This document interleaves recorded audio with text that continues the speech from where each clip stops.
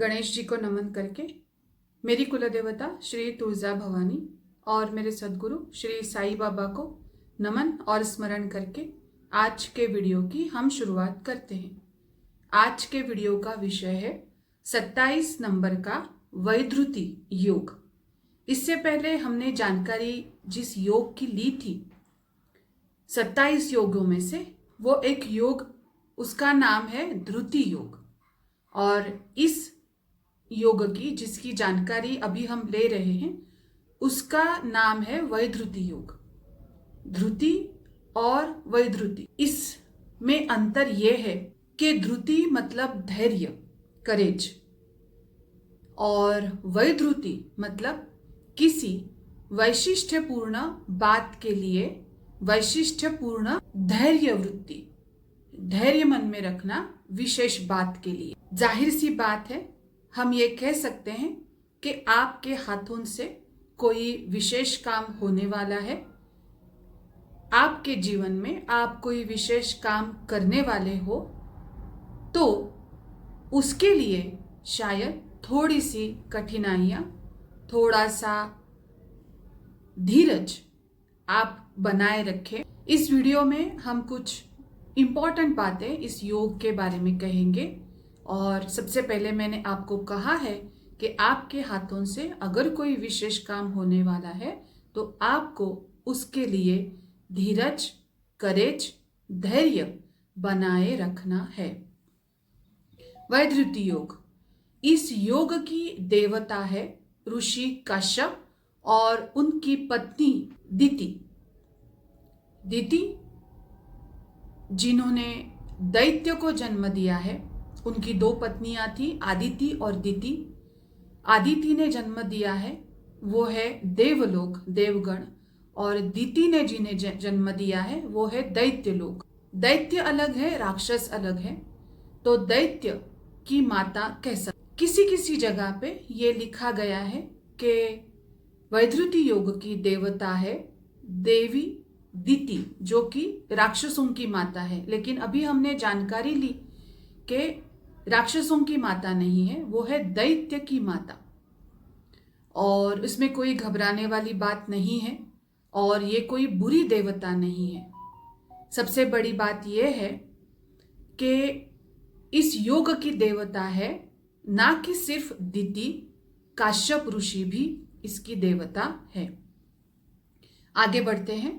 ये कोई अशुभ योग नहीं है। एक बात तो ये है, 99% करेक्ट है कि इस योग में जो लोग जन्म लेते हैं, जो बच्चे पैदा होते हैं, उनके जीवन का जन्म से बाद का तकरीबन 1 साल थोड़ा कठिनाइयों से भरा होता है, तकलीफदेह हो सकता है। लेकिन इसका मतलब ये नहीं कि ये जन्म योग अशुभ है, एक बात। और दूसरी बात ये कि इस योग की जो शक्ति है, इस योग में जो पावर है, वो है गतिमान को स्थिर करने की शक्ति। इस योग का वैशिष्ट्य है। जैसे हम कहते हैं ना कि इस व्हीकल के ब्रेक्स बहुत पावरफुल है, या हम कहते हैं कि कितना भी किसी चीज का स्पीड हो, ये मशीन उस स्पीड को कंट्रोल कर सकता है।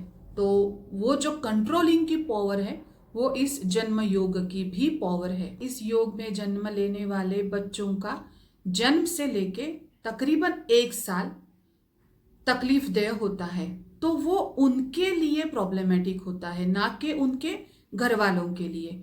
इसका मतलब ये नहीं कि इस योग में जो बच्चे पैदा होंगे वो अपने घर वालों के लिए, माता के लिए, पिता के लिए या दूसरे कोई क्लोज परिजनों के लिए तकलीफदेह होंगे। बिल्कुल नहीं, ऐसा नहीं है।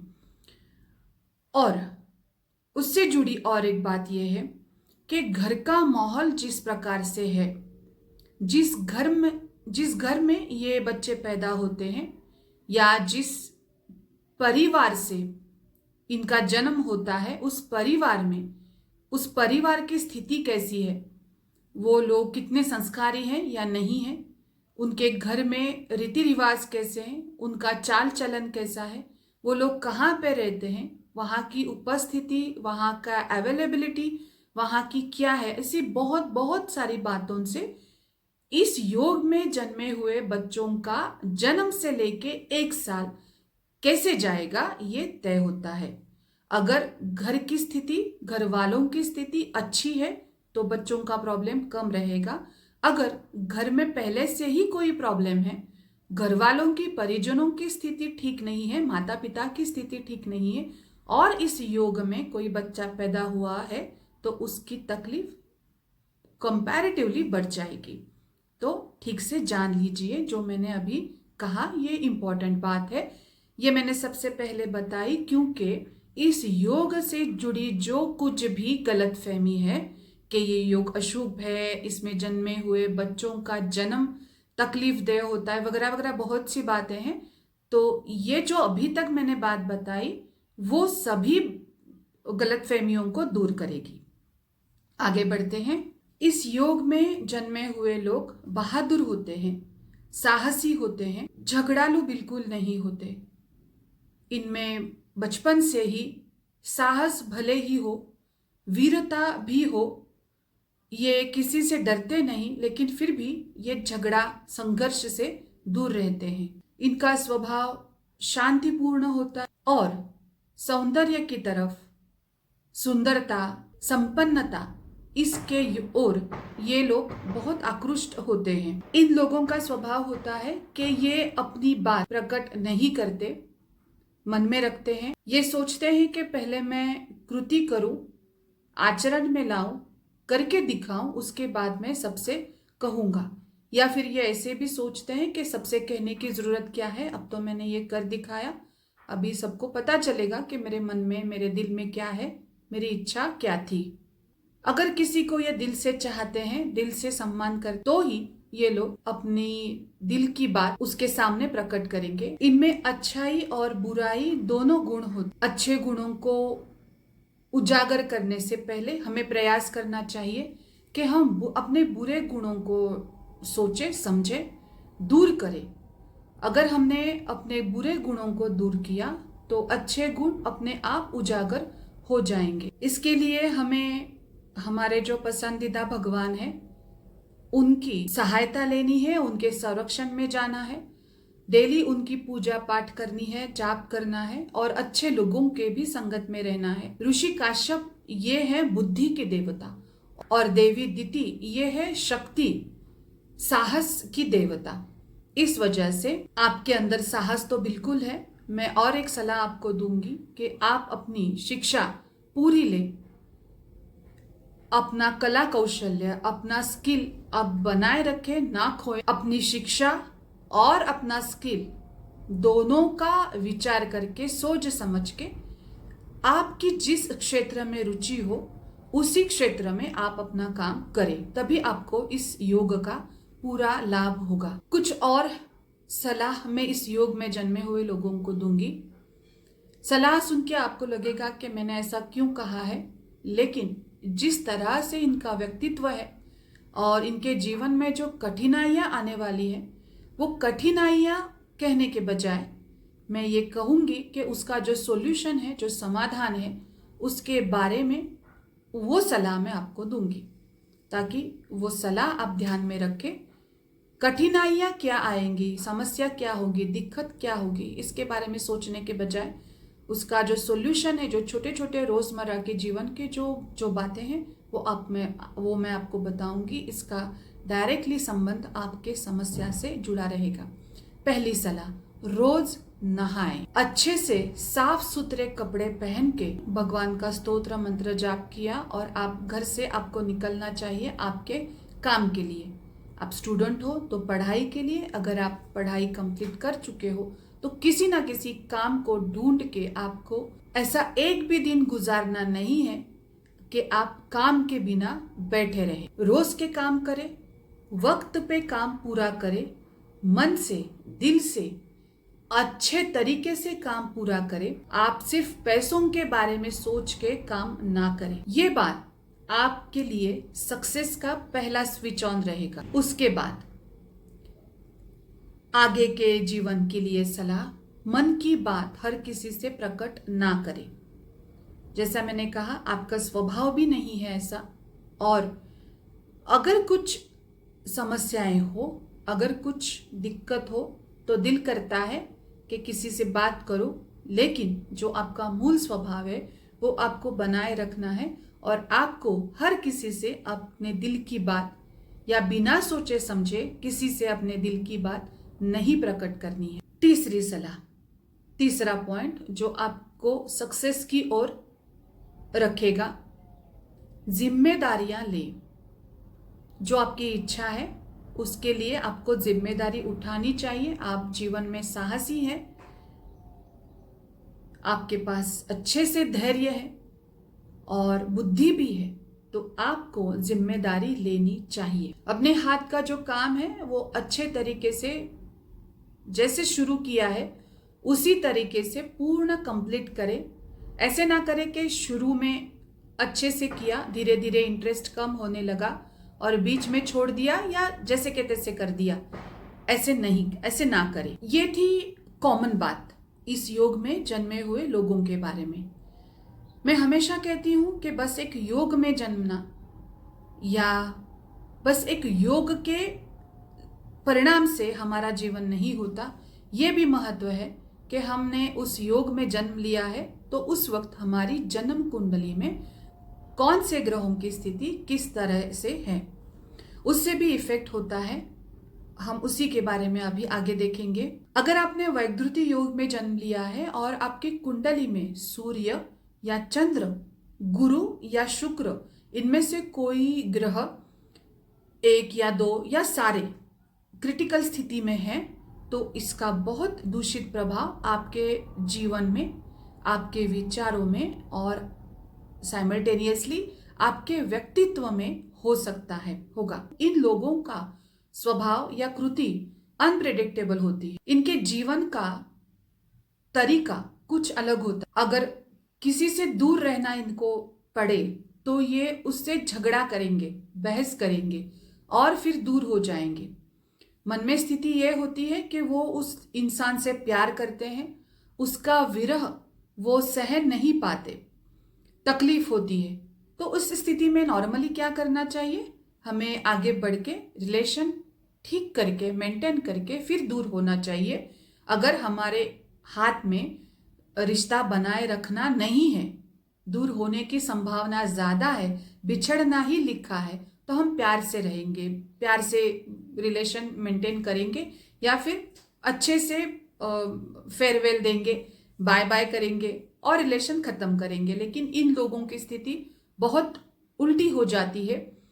विरह की वजह से ये झगड़ा करते हैं और फिर उस इंसान से वो दूर हो जाते हैं। इनको भी तकलीफ होती है लेकिन ये अपने तरीके से उससे झगड़ा करते हैं और फिर दूर हो जाते हैं। क्यों, ये खुद नहीं बता सकते। इनको लगता है कि अगर मैं ऐसा करूंगा तो मुझे उससे बिछड़ने का दुख कम होगा, लेकिन ऐसे होता नहीं है, उल्टा रिलेशन भी बिगड़ जाते हैं। अगर इनको कहीं पे जाने में डर लगता है तो ये कहेंगे कि मुझे वक्त नहीं है वहां पे जाने के लिए।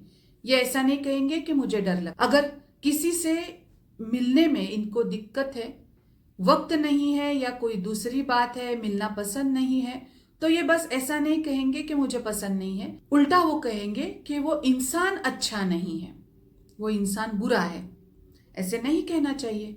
अगर आपको पसंद है तो है, आपको पसंद नहीं है तो नहीं है। अगर आपको उससे मिलने की इच्छा नहीं है या वक्त नहीं है तो आपको ये कहना चाहिए कि नहीं, मुझे अभी इच्छा नहीं है।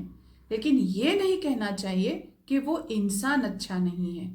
जजमेंटल नहीं बनना चाहिए, जैसे कि ये बनते हैं। अगर कोई काम करना इन्हें पॉसिबल हो तो वो इसमें जी जान लगाएंगे, लेकिन अगर उसी काम में वो काम करना अगर उनको पॉसिबल नहीं है तो वो उसी काम में कोई खामियां ढूंढेंगे या कहेंगे कि ये अच्छा काम नहीं है। उसी काम को, उसी बात को ये बुरा भला कहेंगे।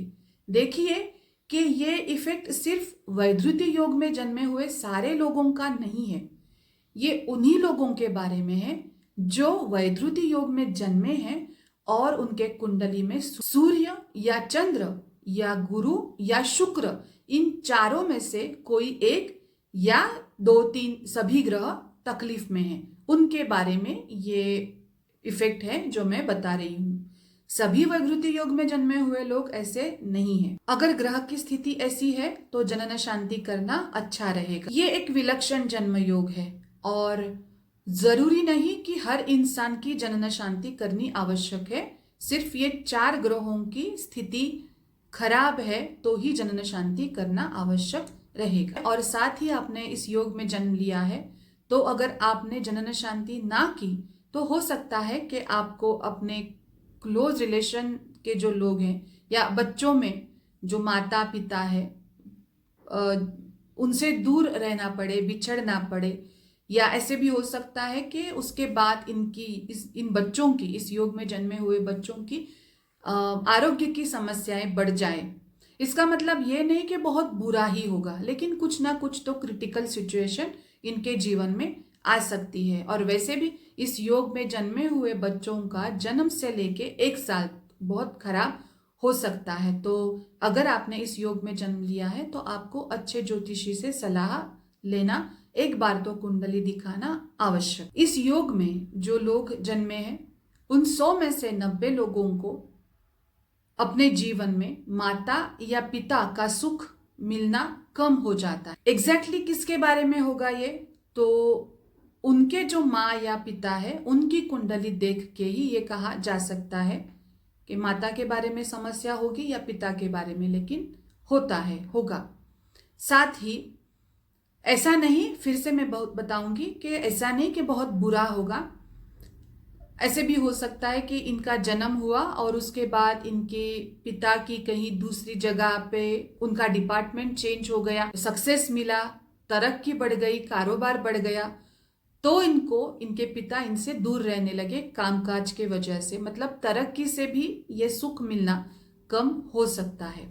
ऐसे नहीं कि बुरा ही कुछ होगा, लेकिन ये बात सच है कि इस योग में जन्मे हुए लोगों की बचपन में माँ या पिता का सुख मिलना थोड़ा कम हो जाता है। वैधृति योग का ये जो जन्म योग में 27 लास्ट वाला योग है, इसका बहुत डिटेल से स्टडी मैंने किया है, क्योंकि ये योग विलक्षण है जैसे मैंने कहा, और ये अलग अलग लोगों में बहुत ही अलग अलग इफेक्ट देता है। बहुत बड़े बड़े उद्योजक मैंने इस योग में देखे हैं, बहुत बड़े स्किल्ड पीपल मैंने इस योग में देखे हैं जिनमें कोई विशेष कला है, क्षमता है, और बहुत बड़े सन्यासी भी मैंने इस योग में देखे हैं। साथ ही साथ ऐसे भी लोग देखे हैं जिनके हाथ से कोई विशेष कार्य नहीं हुआ और ये बहुत सटल, बहुत सिंपल लाइफ इन्होंने जी है। तो बड़े लोग भी हो सकते हैं, अति सामान्य लोग भी हो सकते हैं, बहुत पढ़े लिखे, इतना जैसे कि दूसरे लोगों को इन्होंने राह दिखाई, ऐसे भी लोग इस योग में जन्मे हुए हैं। और कुछ ऐसे भी लोग हैं जिन्होंने अपनी पढ़ाई पूरी की ही नहीं है, क्योंकि इस योग में जन्मे हुए जो कुंडली के ग्रह भी हैं उनकी भी जांच अच्छे से करना जरूरी है। ये वैधृति योग में जन्मे हुए लोग बहुत वफादार, बहुत जिम्मेदार और बहुत भरोसेमंद होते हैं, तब तक जब तक इनके आत्मसम्मान को ठेस ना पहुंचे। इस योग में जन्मे हुए लोगों की और एक विशेष बात, भले कुछ भी हो, ये लोग आसानी से किसी से झगड़ा या बहस नहीं करते। शत्रुत्व मन में रखना वो तो बहुत दूर की बात। अगर वैधृति योग में जन्मे हुए किसी इंसान ने दूसरे किसी इंसान के बारे में हमेशा के लिए मन में कुछ शत्रुत्व बनाए रखा है, जीवन भर उससे बात करना अवॉइड किया है, तो उसके पीछे जरूर कोई वजह होगी। फिर भी जाते जाते मैं कहूंगी कि शत्रुत्व रखना अच्छी बात नहीं है। हर किसी का कर्म उसके साथ। ये इस विश्व में बहुत बड़ी संस्था है जो किसी गुनहगार को शिक्षा देती है। आपको उसको माफ करना चाहिए आपके खुद के प्रोग्रेस के लिए। मैं ये नहीं कहूंगी कि माफ करने के बाद आप उससे जाए, मिले, उसके साथ उठे बैठे, ये मैं नहीं कहूंगी। उसके साथ संबंध या रिश्ता बनाए, ये मैं बिल्कुल नहीं कह रही हूं। मैं ये कह रही हूं कि अगर आपके मन में किसी के बारे में शत्रुत्व है तो उस शत्रुत्व को मन से निकाल दीजिए। आपको नहीं बात करनी उससे, मत करिए। उसके सामने जाना आपको पसंद नहीं, मत जाइए, लेकिन मन से शत्रुत्व को हटा दीजिए। अगर वो गुनहगार है तो उसको उसके कर्मों की सजा जरूर मिलेगी। आगे बढ़ते हैं।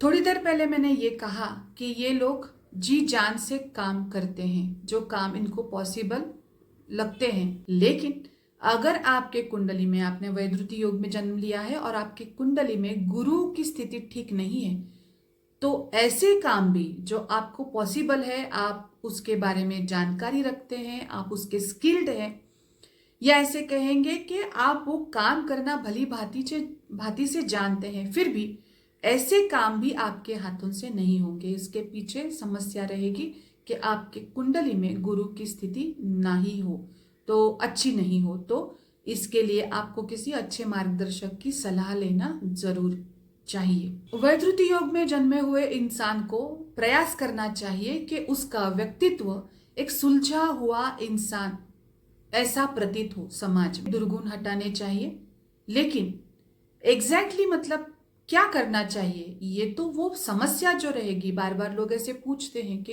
एग्जैक्टली मैं क्या करूं, तो वो बहुत ही सटीक मार्गदर्शन की बात है। तो जब तक आप डायरेक्टली अपने मार्गदर्शक से सलाह ना लें, जब तक आपका मार्गदर्शक आपकी कुंडली ना देखे और अभी आपके जीवन में वास्तव में क्या समस्या चल रही है इसके बारे में ना कहे, आप उनसे वार्तालाप ना करें, तब तक वो मार्गदर्शक आपको इतनी सटीक सलाह नहीं दे सकता।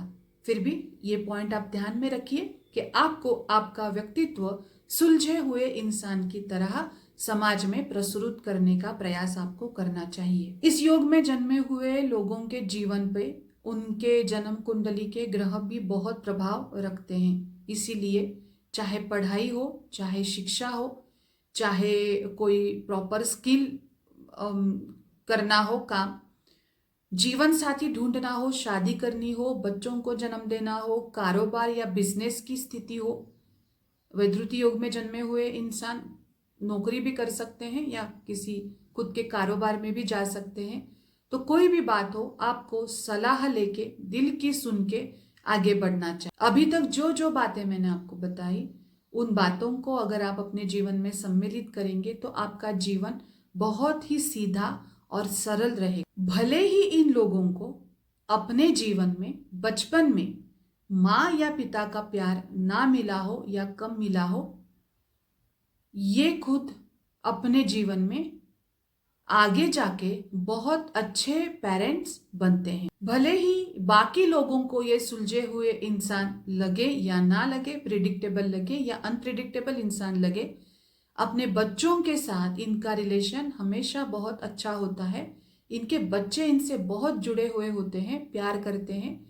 इनका जो मेंटल बॉन्डिंग है, जो इमोशनल बॉन्डिंग है, वो काफी हद तक अच्छा रहता है। इतना ही नहीं, वैधृति योग में जन्मे हुए लोग अपने बच्चों से, अपने संतति से प्यार करेंगे ही, साथ ही अगर इन्होंने कोई कुत्ता, बिल्ली, पालतू जानवर है, चिड़िया है या कुछ है, तो उनके बारे में भी ये बहुत लगाव रखते हैं, अपने बच्चों की तरह उनसे प्यार करते हैं। खेती बाड़ी करने के लिए जो बैल, गाय हम पालते हैं, उनसे भी ये बहुत प्यार करते। पालतू जानवर के प्रति इनको बहुत स्नेह होता है, अपने बच्चों की तरह ही ये इनसे प्यार करते हैं। ये थी जानकारी वैधृति योग में जन्मे हुए लोगों के बारे में। अब हम जानकारी लेंगे 27 योगों के चलते। जब ये वैधृति योग शुरू रहता है तो इस योग के चलते क्या करे और क्या ना करे। ये तो बात तय है कि ये पूर्णतः अशुभ योग नहीं है, लेकिन इसकी देवता है काश्यप ऋषि और देवी दिति, जो कि दैत्यों की माता है। इस वजह से किसी विशेष शुभ कार्य के लिए ये योग पूर्णतः शुभ नहीं माना जाता। तो ऐसे काम जो इम्पोर्टेंट काम है, जैसे कि शादी है, घर बनाना है, किसी लंबे सफर पे जाना है, बहुत सारे ऐसे काम है जिसके लिए हम मुहूर्त देखते हैं, तो वैधृति योग में ऐसे काम शुरू ना करें। लेकिन फिर भी मैं फिर से कहूंगी कि ये योग अशुभ नहीं है। स्टोर कीपिंग, किसी चीज को इकट्ठा करना, उसका संग्रह करना, इसके लिए ये योग शुभ है। दान धर्म, संकल्प और ध्यान धारणा के लिए ये योग शुभ है। विश्राम करना, लंबी छुट्टी लेना, शांतिपूर्ण जीवन जीना, वानप्रस्थाश्रम, ये सभी कामों की शुरुआत करने के लिए ये योग शुभ है। किसी शत्रु से मिलना हो, समेट करना हो, दो स्ट्रीम्स को अगर एक करना हो, किसी से मिलाप करना हो, झगड़ा खत्म करना हो, शांति या स्नेह बढ़ाना हो, तो ऐसे काम के लिए ये योग शुभ है। किसी जरूरी काम के लिए पैसों का संग्रह करना हो तो ये योग शुभ है। किसी चैरिटेबल ट्रस्ट का अगर बैंक अकाउंट शुरू करना है तो ये योग शुभ है। ना चाहते हुए भी अगर कोई काम करना है, कठिन या डर लगने वाला कोई काम है, उसको करना है, मन में इच्छा है कि ये काम करना जरूरी है, डर के पार जाना जरूरी है, धैर्य धृति बनाए रखना है, वो काम करने के लिए ये योग शुभ है। पुरानी अवस्था को त्याग कर अगर नई शुरुआत करनी है तो ये योग शुभ है। तन और मन स्वस्थ करने के लिए अगर आपको कोई ट्रीटमेंट लेनी है, योगा या एक्सरसाइज शुरू करना है, जिम शुरू करनी है, पंचकर्म शुरू करना है, ध्यान धारणा शुरू करनी है, ऐसी हर चीज जो शरीर और मन के लिए आगे जाके स्वस्थता प्रोग्रेस प्रदान करेगी, वो काम को शुरू करने के लिए ये योग शुभ है। फैमिली की स्ट्रेंथ, फैमिली का अर्थ कारण, फैमिली के लिए बचत करना, संग्रह करना, ऐसी वो हर चीज जो आगे जाके आपके फैमिली की शक्ति बढ़ाएगी, सुविधा बढ़ाएगी, तो ऐसे हर काम की शुरुआत करने के लिए ये योग शुभ है। ये योग शुभ है, ये योग अशुभ बिल्कुल नहीं है। बस आप क्या कर रहे हो इस योग में, ये आप समझ लें। देखिए कि अगर आपने इस योग में जन्म लिया है तो धृति आपके पास है ही। किसी वैशिष्ट्यपूर्ण काम करने के लिए शायद हो सकता हो आपका जन्म हुआ हो, या किसी इंसान के जीवन की समस्या दूर करने के लिए सामाजिक स्तर पे या कौटुंबिक स्तर पे आपके हाथों से कोई अच्छे काम हो, उसके लिए आपको धृति या धैर्य इकट्ठा करना है, तो भगवान आपके साथ है और आपने इसी योग में जन्म लिया है, तो जाहिर सी बात है कि ये आपके अंदर जन्म से ही है। इस वीडियो के चलते मैंने वो बातें बताई हैं जो आपके जीवन में न्यूनत्व देती है। आप उसके ऊपर गौर फरमाएं, उनको दूर करने का प्रयास करें। 100 अच्छे बातों में से अगर 2-3 गलत बातें, या आप अगर खुद को गलत तरीके से प्रेजेंट कर रहे हो, ऐसी बातें अगर आप दूर करते हो तो वो आसान है करना। जैसे हम चावल साफ करते हैं तो उस वक्त हम चावल नहीं ढूंढते, हम उसके अंदर जो कंकर होते हैं उसको ढूंढते हैं, वो हटाते हैं। वो 2-4 कंकर हटाने के बाद पूरे चावल साफ हो जाते हैं। उसी तरीके से अगर आपने आपके अंदर जो न्यूनत्व है उसको दूर किया तो आपका जो नेचुरली आपके अंदर जो अच्छी बातें हैं वो उजागर हो जाएगी। और आपने इस योग में जन्म लिया है तो भगवान आपको वही बातें बता रहे हैं कि आप ये करें, इस तरीके से जीवन जिए। साथ ही मैं कहूंगी कि पूर्ण भगवद गीता में भगवान कृष्ण ने जिस धृति का उच्चारण किया है, धैर्य बनाए रखने के लिए जो उन्होंने बार बार कहा है, उस बात का महत्व आप अपने जीवन में बनाए रखें। उस बात को, धैर्य को, धृति को आप अपने जीवन में सम्मिलित करें। आप बहुत अच्छी तरक्की कर सकते हैं। ओम साई राम।